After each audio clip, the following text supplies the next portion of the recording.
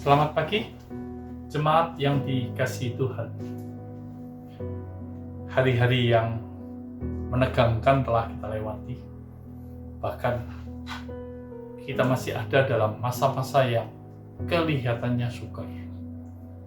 Tapi dalam masa-masa seperti ini, pernahkah kita berpikir bahwa Allah selalu ada di pihak kita? Allah selalu berkarya atas kita. Allah selalu berbicara atas kita dan membawa kita selalu ada dalam kasih karunia-Nya yang tak berkesudahan itu. Bapak Ibu saudara yang dikasihi Tuhan, hari ini saya ingin menyampaikan sharing firman Tuhan tentang pertandingan kehidupan. Saya ambil merupakan bagian dari tema kita tahun ini, Resetting at One, yang diambil dari Wahyu pasal 21. Khususnya hari ini kita coba perdalam, kita coba memahami Wahyu 21 ayat yang ke-7. Dikatakan, barang siapa menang, ia akan memperoleh semuanya itu. Dan aku akan menjadi Allahnya, dan ia akan menjadi anakku. Bagian terakhir ini merupakan bagian yang mungkin diulang-ulang dalam beberapa waktu ini, khususnya waktu kita membahas resetting at one. Karena resetting at one itu adalah mencoba menata ulang sesuai dengan yang nomor satu dalam hidup ini. Demikian juga dengan seluruh bagian dari tema ini, selalu akan berkaitan antara hidup kita dengan Tuhan, bahwa Dia ingin menjadi Allah atas kita, umatnya, dan Dia menjadi Bapa atas kita, anaknya. Bagian ini kita akan bahas tentang pemenang. Makanya saya kasih judul Pertandingan Kehidupan.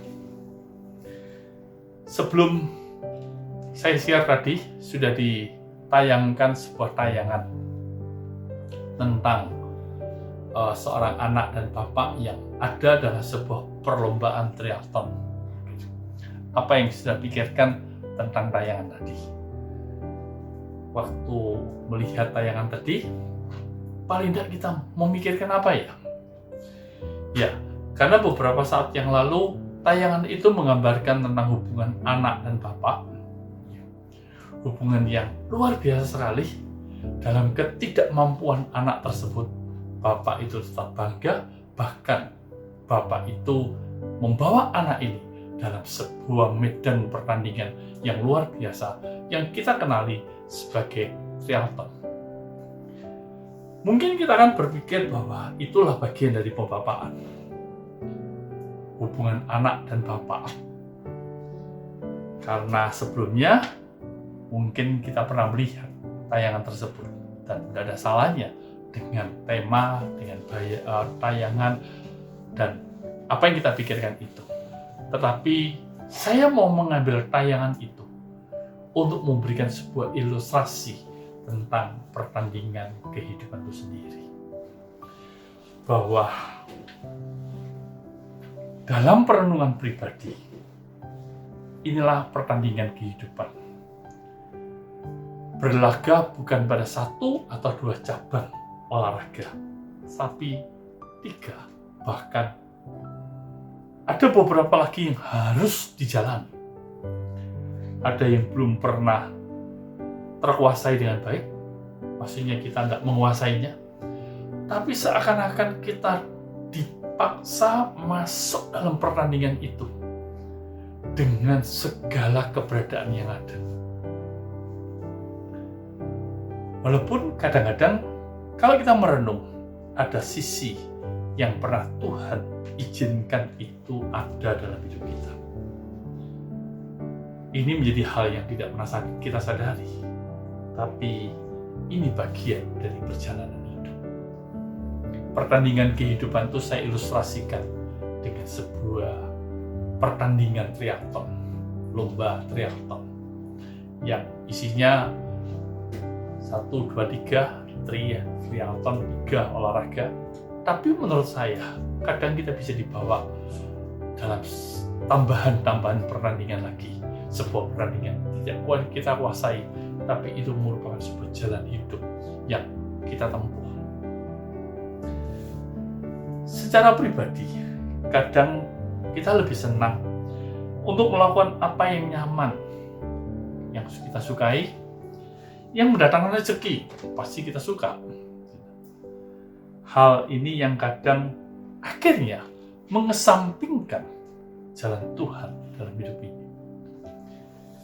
Dengan berpadanan dengan lomba triathlon itu, kita sedang belajar tentang arti daripada pertandingan kehidupan ini. Maunya kita sih, kita hanya menguasai 1 atau 2 lomba saja, cabang olahraga saja. Tapi Tuhan dalam hidup ini seringkali bawa kita dari satu cabang olahraga ke cabang olahraga yang lainnya, dan kadang-kadang kita pun merasanya tidak pernah terlatih untuk itu semuanya.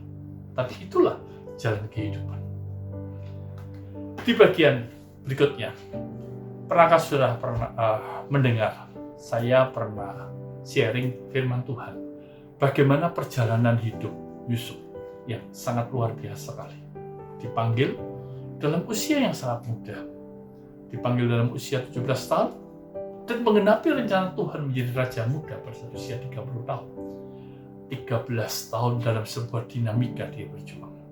Dan secara ringkas, saya ingin menggambarkan bahwa dalam dinamika kehidupannya Daud masuk dalam sebuah pertandingan kehidupan, di mana dia bertanding secara karakter. Pada waktu dia dijual sebagai budak, dalam masa-masa dia dijual sebagai budak itu, dia menerima sebagai bagian dari rencana Tuhan atas hidup ini. Dia menang dalam pertandingan karakter. Di bagian lain, dia masuk dalam pertandingan moralitas. Pada saat dia digoda oleh Potifar, pada saat dia dijanjikan oleh juru minuman akan diberitahu tentang penafsiran mimpinya kepada sang raja, dan ternyata luput juga baik godaan yang dilakukan oleh istri Potifar. Ternyata dia masih bisa berdiri dalam integritasnya, bahwa dia tidak ingin apa yang dipercayakan Potifar kepada dia menjadi rusak. Dia tidak ingin apa yang dipercayakan Tuhan menjadi kacau hanya karena dia bisa keluar dari penjara. Dia orang yang berintegritas dalam pertandingan moral. Di bagian yang lain, pada saat dia masuk dalam pertandingan kesetiaan, dia menunjukkan kesetiaan yang luar biasa dengan memenuhi semua tanggung jawabnya. Di mata Potifar, dia dikenal sebagai hamba yang baik, hamba yang dapat dipercaya, hamba yang bertanggung jawab terhadap seluruh milik Potifar, termasuk dalam menempatkan istri Potifar sebagai istrinya. Dia mengalami masa-masa yang tidak enak, tapi dalam pertandingan kesetiaan, dia tetap setia. Dalam penjara, dia telah mendapat tanggung jawab dari kepala penjaranya, dan dia melakukannya dengan penuh tanggung jawab. Dalam kesetiaan, dia telah membuktikan tanggung jawabnya. Bahkan dalam pertandingan kesuksesan, dia menunjukkan pada waktu dia menerima saudara-saudaranya bahwa masa lalu yang pernah dia jalani dengan saudara-saudaranya, dia tidak menganggap saudara-saudaranya melakukan kejahatan, tetapi dia menganggap itu merupakan bagian dari perjalanan hidupnya untuk memenuhi rencana Tuhan yang luar biasa. Setidaknya dari kisahnya Yusuf, kita akan melihat itulah triathlon yang dialami Yusuf dalam satu masa ke masa berikutnya, dalam satu pertandingan kepada pertandingan berikutnya. inilah pertandingan kehidupan yang Tuhan bawa Yusuf mengalaminya. Sehingga pada saat dia menjadi raja muda, dia menjadi raja muda yang punya integritas, dia menjadi raja muda yang setia, dia menjadi raja muda tidak tergiur oleh kesuksesan, tapi bisa menempatkan dirinya dalam panggilan dan rencana Tuhan atas hidupnya. Sesuatu yang sangat luar biasa sekali. Pada waktu dia membawa hidupnya ini masuk dalam satu pertandingan kepada pertandingan yang lain.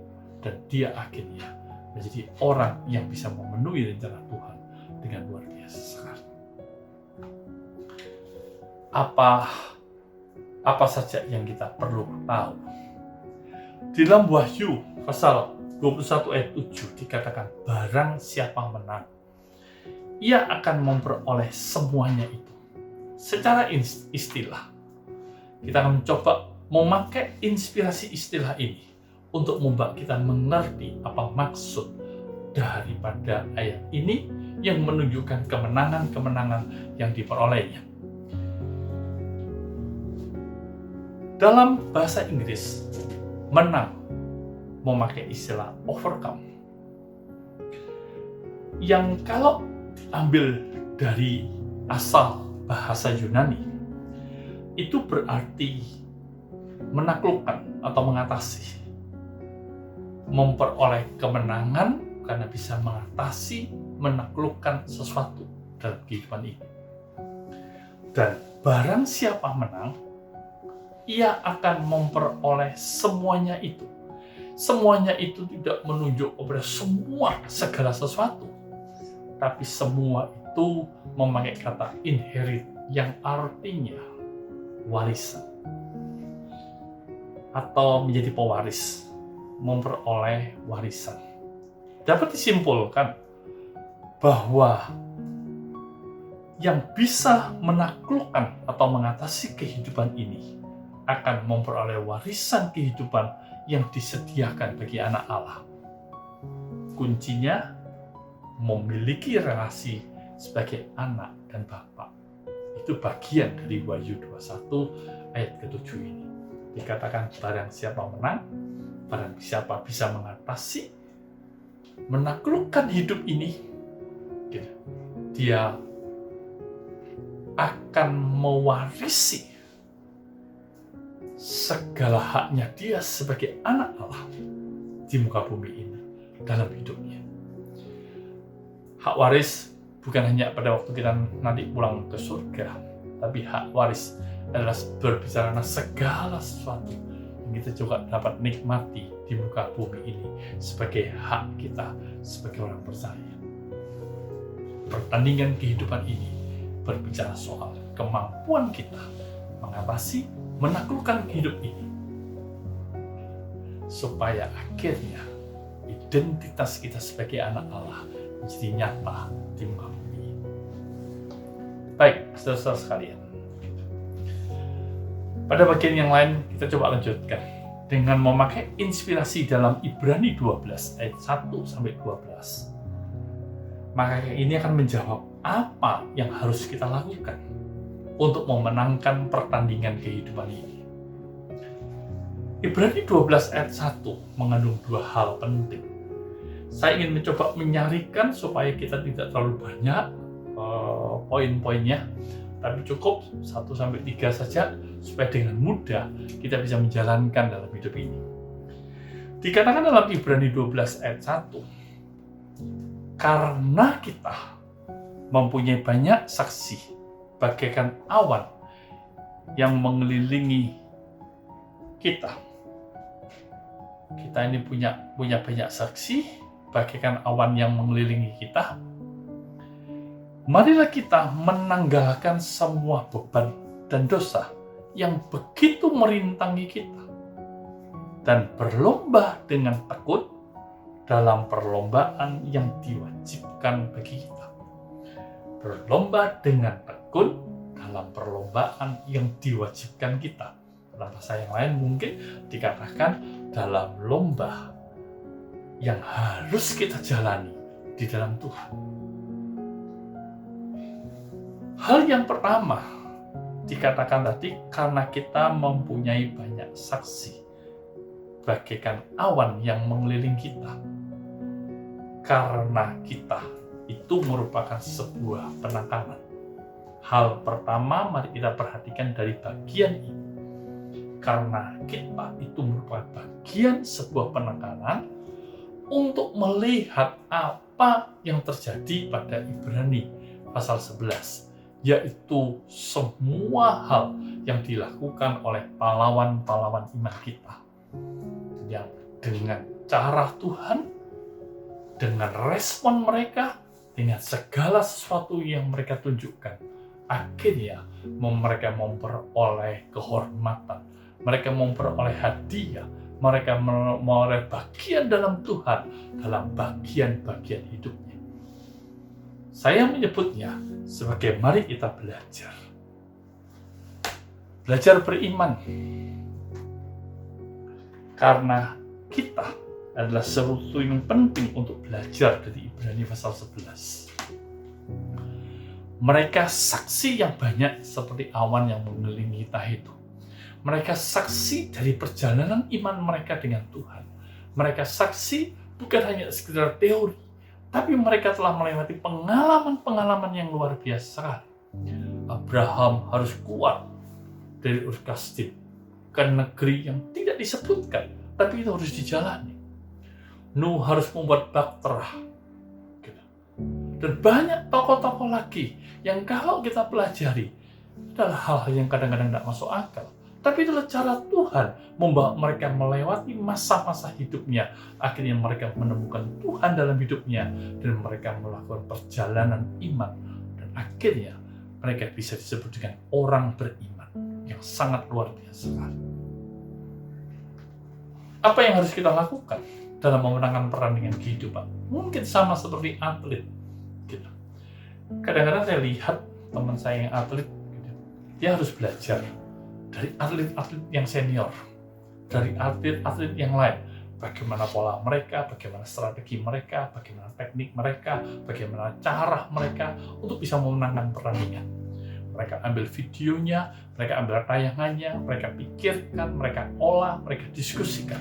Menurut saya, dengan pengalaman-pengalaman pahlawan iman dalam Ibrani 11 adalah layak untuk kita perhitungkan, adalah layak untuk kita renungkan. Karena kisah-kisah yang sangat dramatisir, sangat luar biasa, sangat unik telah menjadi bagian dari pengalaman-pengalaman mereka. Sesuatu yang sangat luar biasa sekali. Gitu. Itu menjadi bagian yang harus kita pelajari, bahwa mereka telah melewati masa-masa sukar, tapi mereka bisa memenangkan segala sesuatunya dengan sangat luar biasa. Tuhan telah menjadi Tuhan mereka.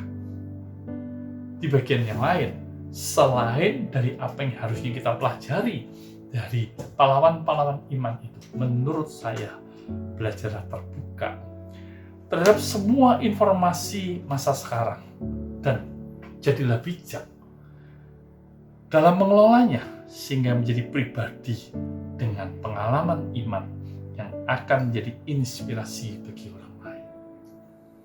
Saya tidak merasa kita harus menjadi penggemar hoax. Enggak. Saya juga tidak melihat bahwa informasi-informasi sekarang ini menjadi ada yang informasi baik dan buruk. Menurut saya terbuka untuk menerima semuanya. Tapi jadilah sebuah pribadi yang bisa bijak mengelolanya. Terbuka dan bijak untuk mengelolanya. Sehingga kita tahu dengan benar apa yang harusnya kita lakukan. Dalam 1-2 minggu yang lalu, saya dengan keluarga, istri dan anak mengalami masa di mana kami flu berat. Dan dalam masa flu berat itu, kami sedang berhadapan dengan sebuah gejala yang hampir sama dengan gejala COVID. Apalagi dalam beberapa saat kami mendengar rekan sahabat yang dipanggil Tuhan. Wah, saudara-saudara, kadang-kadang itu membuat kegentaran yang sangat luar biasa sekali. Mendredek gitu ya, bingung gitu, takut, cemas, bisa saja terjadi. Tapi saya mencobanya mengelolanya dengan baik. Saya coba bertanya, saya coba cari informasi, gitu ya. Saya coba mengatur diri kami sehingga kami tidak terjebak dalam kecemasan, sehingga kami tidak bisa berpikir dengan pikiran yang sehat. Saya mencoba menata dan mencoba mengambil keputusan-keputusan yang penting berdasarkan informasi-informasi yang ada. Dan itu melatih iman saya juga untuk bertumbuh, bahwa dalam hidup ini pengharapan kita hanya Tuhan. Gitu. Bagaimana kita bisa memenangkan pertandingan ini? Belajar dari pengalaman-pengalaman orang beriman yang telah menang dan telah membuktikan iman mereka. Belajarlah, terbukalah dengan informasi yang apa yang ada sekarang ini. Mana yang harus kita serap, mana yang harus kita pelajari, dan mana yang harus kita singkirkan. Kita tata sedemikian rupa. Sama seperti seorang atlet, dia harus belajar dari seniornya, dia harus belajar dari pengalaman-pengalaman yang lalu. Tapi juga dia harus bisa membaca situasi, kondisi, informasi yang ada untuk akhirnya menyatu menjadi sebuah langkah yang dia perhitungkan dalam menghadapi semua pertandingan dalam hidup ini. Di bagian yang lain dikatakan, marilah kita menanggalkan semua beban dan dosa yang begitu merintangi. Tanggalkan beban. Kalau saudara baca di dalam kitab Matius, dikatakan, mari datang kepadaku, hai yang berbeban berat. Beban yang merintangi ini berbicara tentang hambatan yang membuat kita ini over kapasitas. Percayalah begini, saudara, manusia itu terbatas. Pola pikir kita juga terbatas. Nah, kalau dengan keterbatasan ini kita mencoba memasukkan segala sesuatunya ke dalam pikiran, percayalah kita nggak sanggup. Kalau kita menghadapi situasi yang urgent, yang menakutkan, terus kita tambah dengan hal-hal yang menakutkan, percayalah kita akan tambah takut. Disitulah kita harus pilih. Jangan jadikan sebuah masalah itu akhirnya kita membuat masalah dengan mencari sesuatu, menyalahkan orang lain, menyalahkan kondisi, gitu. Dan yang membuat kita tidak lebih bebas dalam mengambil keputusan, takut ini, takut itu, dan sebagainya, gitu. Cemas terhadap apa-apa yang belum pasti, gitu. Beberapa saat yang lalu, setiap kali kami harus menerima orang, membantu orang yang harus tes PCR, gitu, antigen, gitu ya. Wah, orang ini sudah cemas. Kami harus berusaha menenangkan. Paling tidak tes itu akan membantu kita untuk membuat tahu apa yang sedang terjadi pada tubuh kita ini. Dan dari situ kita bisa membuat kesimpulan, keputusan untuk apa yang kita ambil. Tapi kalau belum apa-apa, kita harus ditakuti, dicemaskan dengan informasi ini, informasi itu. Bukankah kita tidak menjadi bijak? Akhirnya tanpa kita sadari, kita membuat diri kita ini over kapasitas sehingga kita tidak bisa mengambil keputusan-keputusan yang penting. Tanggalkan semua beban yang tidak perlu dalam hidup ini. Hambatan yang membuat pengambilan keputusan berupa kekhawatiran, kecemasan, kepanikan, dan sebagainya. Tanggalkan, hilangkan, pilihlah. Waktu kita dihadapkan pada sebuah masalah, cukup masalah itu dan bagaimana cara kita menyelesaikannya. Itu yang penting. Kumpulkan semua informasi yang berkaitan dengan masalah itu dan pilihlah yang penting untuk kita selesaikan. Dan tentunya hal yang lain adalah tanggalkan dosa. Di bagian yang lain, dosa itu berbicara soal missing target yang tidak kesampaian. Artinya, Allah itu tidak pernah menciptakan kita ini melakukan kesalahan. Allah itu selalu membuat hal-hal yang indah terjadi dalam hidup kita. Tangan tidak diciptakan untuk memukul orang lain. Tangan diciptakan untuk kita bisa menolong orang lain. untuk bekerja dan sebagainya. Kalau tangan yang sama ini kita pakai untuk pukul orang lain, inilah dosa, karena tangan tidak pernah diciptakan untuk memukul orang lain, merusak, menghakimi, membuat orang lain menderita. Kalau itu kita lakukan, maka kita sedang berdosa. Dosa missing target yang tidak kesampaian. Nah, target yang tidak kesampaian itu bisa kita ukur dalam hati nurani kita. Karena hati nurani adalah alarm pemberian Allah untuk membedakan yang baik dan yang buruk.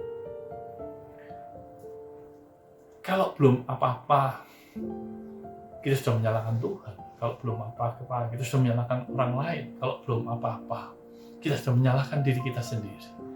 Maka tanpa kita sadari, kita sedang mengacaukan nurani kita, sehingga kita tidak dengan kejernihan datang kepada Tuhan.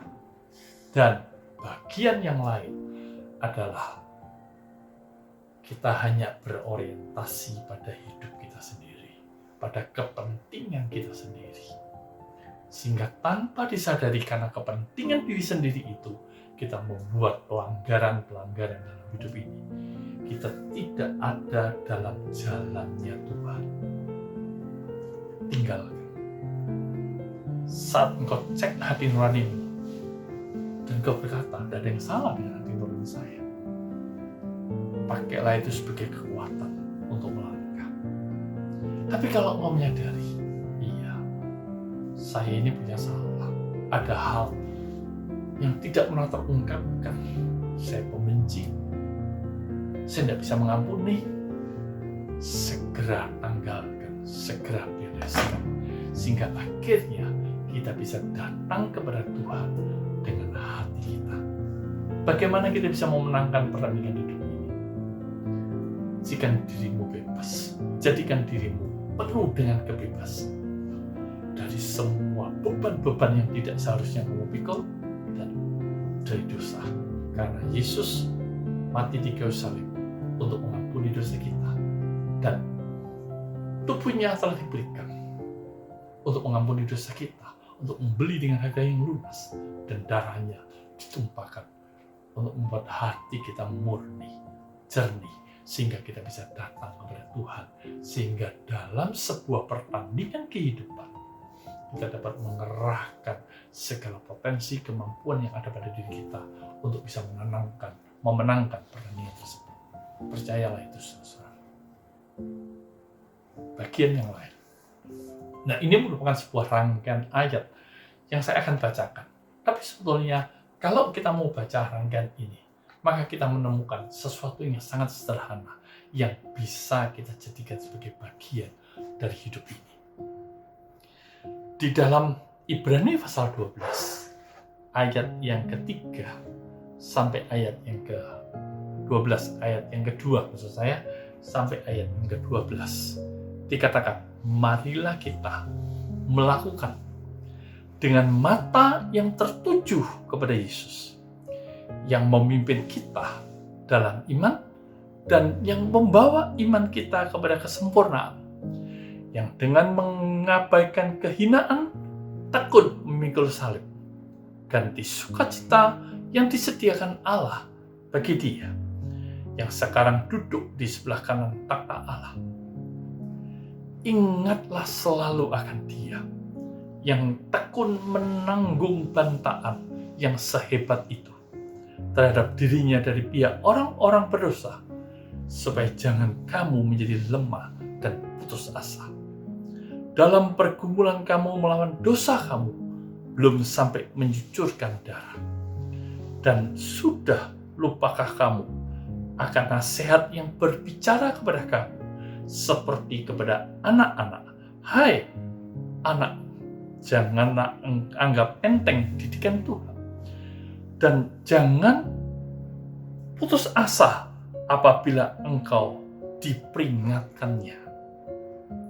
Karena Tuhan menghajar orang yang dikasihinya, dan Ia menyesah orang yang dikasihinya. Maaf. Orang yang diakuinya sebagai anak. Jika kamu harus menanggung ganjaran, Allah memperlakukan kamu seperti anak, di manakah terdapat anak yang tidak dihajar oleh ayahnya.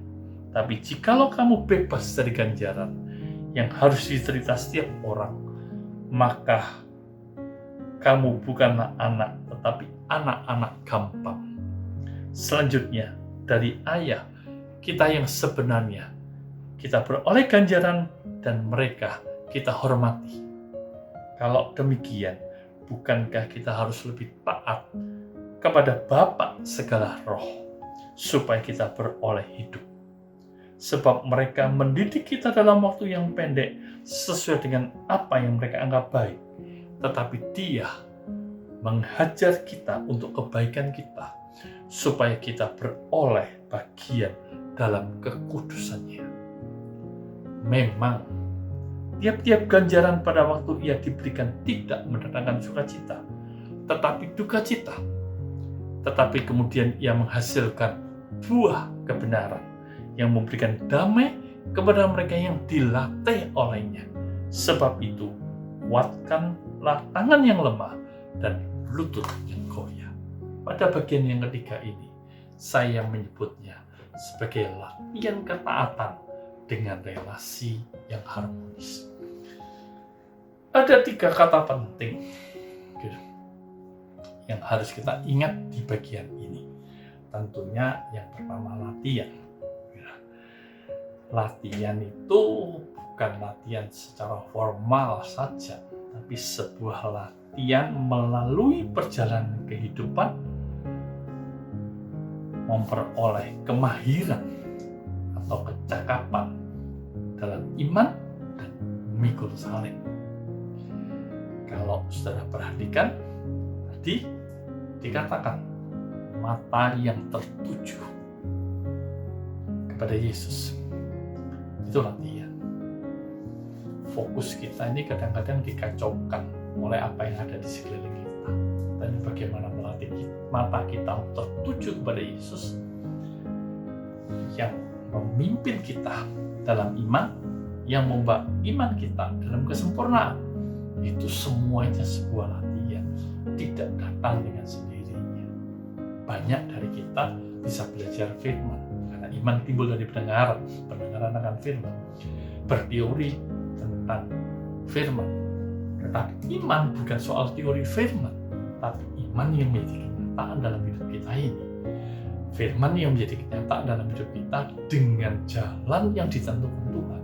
Itu butuh latihan, itu butuh pengalaman, itu butuh kehidupan yang bisa diulang terus-menerus sampai akhirnya iman kita sempurna dalam satu bagian. Nanti dalam bagian yang lain Tuhan langsung bawa kita juga pada bagian yang lain. Kehinaan dalam tekun memikul salib. Salib apa yang sedang kita popong? Salib apa yang akan menjadi beban kita? Mungkin bisa harga diri kita, kepandaian kita, mungkin dengan cara berpikir kita, hubungan dengan keluarga, dan sebagainya. Dan itu butuh latihan-latihan yang terus. Bagaimana menanggapi bantahan, bagaimana menghadapi opini yang berbeda dengan kita, dan dalam perbedaan kita masih bisa menang, masih bisa memiliki kasih persaudaraan. Itu bukan datang dengan sendirinya, tapi merupakan bagian dari sebuah pelatihan, sehingga kita tidak menjadi lemah dan putus asa, termasuk pergumulan melawan dosa. Kita tidak sampai mencucurkan darah, karena darahnya yang dicucurkan telah menebus kita semuanya. Nah, teman-teman, latihlah kita dalam pengalaman iman kita. Latihlah kita menjadi mahir, terampil, cakap dalam menjadi orang beriman yang bukan hanya melihat yang tertulis, tapi merupakan bagian dari dinamika kehidupan ini sendiri. Latihlah untuk menjadi taat. Minggu yang lalu, Pak Martin sudah mengajari kita tentang ketaatan. Tidak usah diulang. Tapi menurut saya, ketaatan itu bicara soal mendengar. Yang pertama, selain mendengar, maka ketaatan itu menyentuh hati. Mendengar dengan hati itu bahasa yang tepat dari ketaatan. Ketaatan tidak lahir hanya karena teori, ketaatan tidak lahir karena terpaksa, ketaatan tidak lahir karena takut hukum, tapi ketaatan itu merupakan sebuah dorongan yang keluar dari hati karena sebuah perintah itu kita simpan dalam hati kita ini. Jadi kalau kita bicara soal ketaatan, maka kita akan selalu berbicara tentang mendengar dengan sentuhan hati, bukan sekedar teori belaka. Untuk itu perlu sebuah relasi. Relasi itu bukan bicara sekedar hubungan, tapi relasi itu dijalin sehingga memiliki kedalaman batin yang kuat sekali. Di dalam kedalaman batin itulah terjadi sebuah peningkatan kualitas sehingga kita mengenal siapa yang berelasi dengan kita ini. Saya ulang ya, relasi bukan hanya sekedar hubungan berkomunikasi, tapi relasi adalah hubungan yang terjalin, terikat sedemikian rupa sehingga masuk dalam suasana kebatinan. Dalam suasana kebatinan itu kita belajar mengenal siapa yang kita relasikan itu sendiri. Teman-teman yang dikasihi Tuhan, saya menulisnya relasi yang terjalin bukan sekedar hubungan, tetapi pertalian berkaitan dengan ikatan batin yang mendalam untuk saling mengenal dan mengerti, khususnya kehendak Bapa dalam hidup ini. Inilah relasi.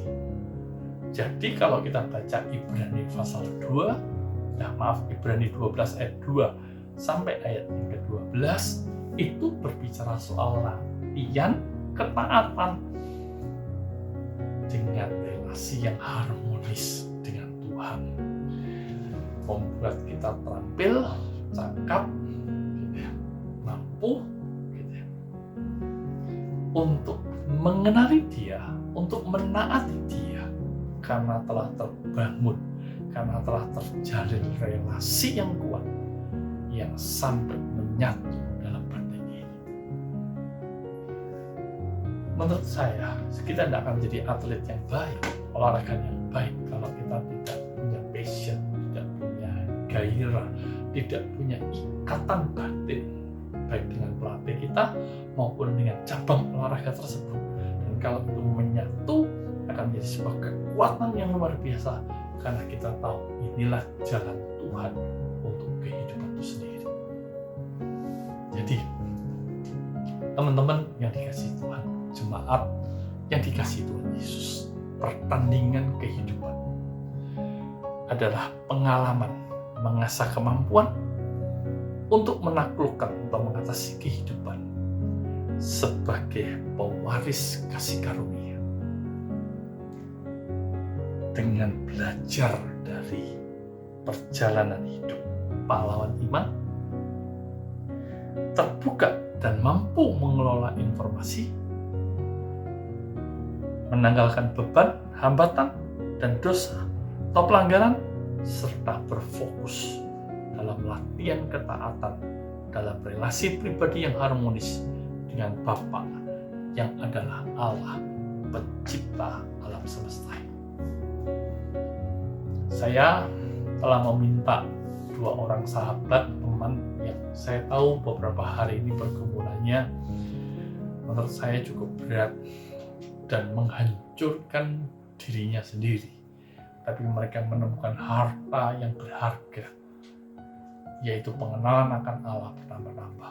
Nanti kan ada 2 sahabat saya yang bersaksi bagaimana perjalanan hidup mereka, bagaimana mereka bisa masuk dalam pertandingan kehidupan ini dan mengalami kemenangan dalam bagian-bagian penting dalam hidup ini.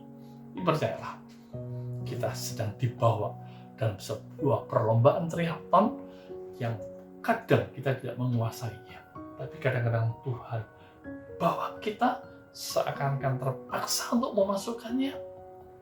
Di situ kita akan melihat kebesaran, kedahsyatan, keluar biasaan, kesetiaan Tuhan dalam hidup ini sebagai sesuatu yang sangat luar biasa sekali. Mari kita berdoa. Tuhan Yesus, tolonglah kami semuanya